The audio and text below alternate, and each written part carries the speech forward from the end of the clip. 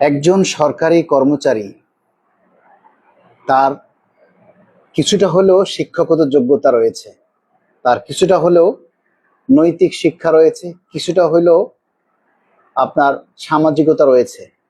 তা না হলে সে সরকারি চাকরির যোগ্য হতো না।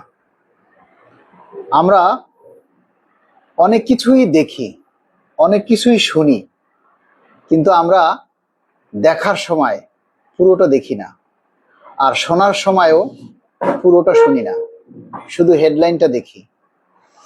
শুধু হেডলাইনটা দেখেই আমরা পুরো জিনিসটা বুঝে ফেলি। একজনে একটা কথা বলেছে, সেই কথাটার একটা লাইন আমরা শুনি, ওই লাইনটা শুনেই আমরা বুঝে ফেলি তার সব কথা। তারপরেই আমরা রিয়াকশন শুরু করে দেই। আসলে কি আমরা তার সব কথা বুঝেছি? আমরা কি তার একটা জিনিস যখনই আমরা শুনবো, সেটাকে আমরা যখন আদাবুদি শুনি অথবা পুরোটা শুনি না। ধরুন আমি একটা কথা বললাম বা আমি একটা দাবি নিয়ে পোস্ট করলাম, আপনারা সেই দাবির সেই ভিডিওর বেশিরভাগ, আমি যদি সামারিতে যাই, সামারিতে গেলে দেখা যায় বেশিরভাগ মানুষ 2 সেকেন্ড 3 সেকেন্ড সেই ভিডিওটা দেখেছে, কিন্তু আমার ভিডিওটা 4 মিনিট 5 মিনিট বা 6 মিনিটের, কিন্তু সেই ভিডিওতে ভিউ হয়েছে সামারিতে গেলে দেখা যায় বেশিরভাগ 3 সেকেন্ড 4 সেকেন্ড বা 5 সেকেন্ড। অর্থাৎ আপনি 3 সেকেন্ড বা 4 সেকেন্ডেই বুঝে ফেলছেন আমার পুরো ভিডিওতে আমি কি কথা বলেছি বা কি তথ্য দিয়েছি, আপনি বুঝে ফেলেন। তারপরে আপনার ক্যালমা দেখানো শুরু করেন, আপনি মন্তব্য করা শুরু করেন।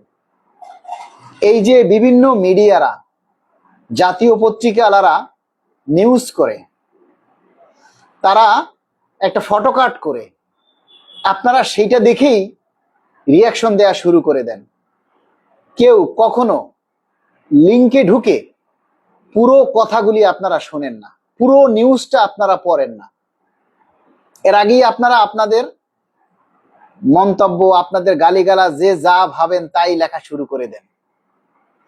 আপনাদেরকে একটা কথা অনুরোধ করি, আপনারা শিক্ষিত, মার্জিত, আপনারা একটা কথা সোশ্যাল মিডিয়াতে বলার আগে শতবার চিন্তা করবেন আপনি কি বলছেন, কাকে বলছেন, কেন বলছেন, বলাটা আপনার উচিত হচ্ছে কিনা, আপনি যেটা বলছেন সেটা ওই লোকটার উপরে অন্যায় করা হলো কিনা, আপনি যেটা বলছেন ওই নিউজটা আপনি পুরোটা পড়লেন কিনা। পুরোটা না পড়েই শুধু হেডলাইন দেখেই আপনি অনেক কিছু বুঝে ফেলেন, এই বোঝাটা উচিত নয়। আপনার একটা মন্তব্যের মধ্যে অনেক কিছু প্রকাশ পায়, আপনার বাবা মায়ের পরিচয় প্রকাশ পায়, আপনার শিক্ষাগত যোগ্যতা প্রকাশ পায়, আপনার নৈতিকতা প্রকাশ পায়, আপনার পারিবারিক শিক্ষা প্রকাশ পায়, আপনার সামাজিকতা প্রকাশ পায়, আপনার বংশ পরিচয় প্রকাশ পায়, আপনার দাবির কথাটা প্রকাশ পায়। সুতরাং এতগুলো জিনিস যখন আপনার একটা মন্তব্যের মধ্যে প্রকাশ পায়, সেই মন্তব্যটা আপনার অনেক ভেবেচিন্তে করা উচিত না?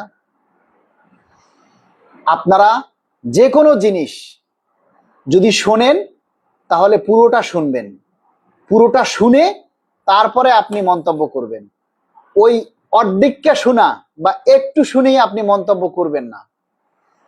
যদি কোনো নিউজ দেখেন তাহলে নিউজের লিঙ্কে ঢুকবেন, ঢুইকা সেখানে কি বলে, কি লিখেছে সেইটাকে ভালো করে পড়বেন, পড়ার পর চিন্তা করবেন যে সেখানে আসলে সে কি লিখেছে, কি বলতে চেয়েছে, সেটা আগে ভালো করে পড়বেন, তারপরে আপনি একটা কমেন্টস করবেন।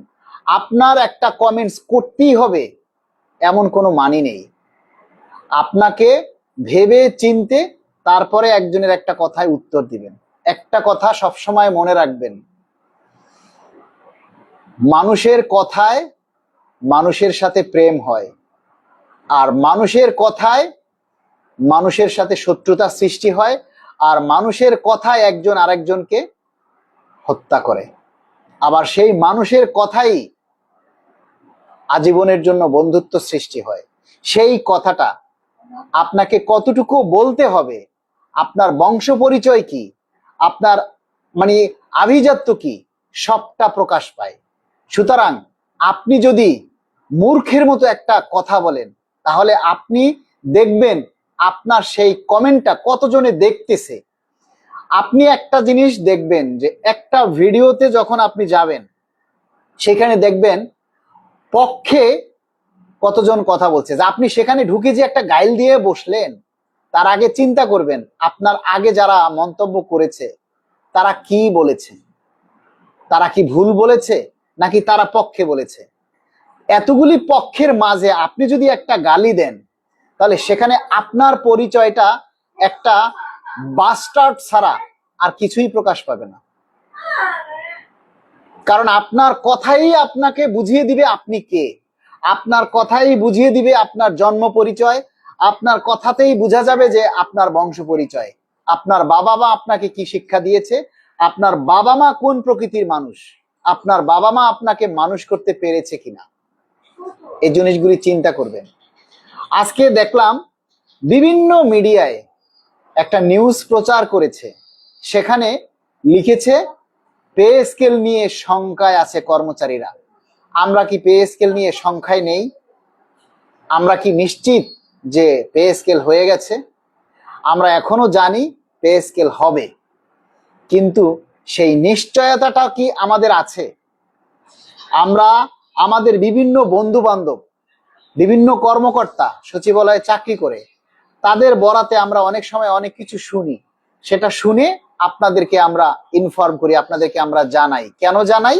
আপনারা আমাদের কাছে জানতে চান মালিক ভাই কি খবর, কতটুকু জেনেছে, কতটুকু হয়েছে, এগুলি আপনারা জানতে চান।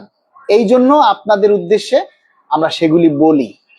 আমরা যে কথাটা বলি সেটা কোরআন হাদিস না, সেটাও আমরা শুনে বলি।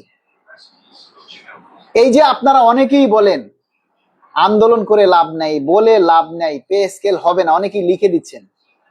আপনি কি শিওর পে স্কেল হবে না? আপনার কানে কানে কি অর্থমন্ত্রী বলে দিছে পে স্কেল হবে না? তাহলে আপনি এই যে কথাটা লিখলেন, কিসের ভিত্তিতে লিখলেন? আমরা অনেক কিছু শুনি, অনেক কিছু বলি আপনাদেরকে, কিন্তু যতটুকু শুনি সেটাই আপনাদেরকে বলার চেষ্টা করি। তাহলে আপনাদের কথায় বোঝা যায় আমরা সামনের দিকে আর কিছু বলবো না, তাই তো? মানুষ, যেই মানুষ কথা বলে তার কথার মাঝে ভুল হবে, যেই মানুষ কাজ করে তার সেই কাজের মাঝে ভুল হবে, যেই মানুষ কাজ করে না তার কোনো ভুল নেই, যেই মানুষ কথা বলে না তার কোনো ভুল নেই। এই যে দেখেন, এই যে এখন পে স্কেলের দাবি নিয়ে অন্য কোনো সংগঠনের কোনো কথা নেই, সুতরাং তাদের কোনো ভুল নেই। এই পে স্কেল নিয়ে শুধু আমাদের সরকারি কর্মকর্তা কর্মচারী কল্যাণ সমিতিই কথা বলে, সুতরাং আমাদেরই ভুল হয়। কারণ কথা বলতে গেলে 100টা কথার মাঝে 10টা কথা ভুল হতেই পারে। আমরা একমাত্র কাজ করি। আপনি দেখবেন আপনার অফিসে আপনি যখন বেশি কাজ করবেন তখন আপনার উপরেই বেশি দায়িত্ব চাপাবে। আমার অফিসে আমি যখন বেশি কাজ করি তখন সবাই বলে মালিক ভাই কাজ করে, তার কাছে কাজটা দেন। আর যে ঘুরে বেড়ায় তার কথা কি বলে জানেন? ওইটা বাবু ঘুরে, ওইটা আলিশা, ওইটারে দিয়ে লাভ নেই, ওরা দিয়ে কোনো কাম হইবে না, তারে কোনো কাজ দেয় না। সুতরাং তার উপরে আত্মবিশ্বাস নেই যে তারে দিয়ে কাজ হবে না, কারণ সে কাজ করে না।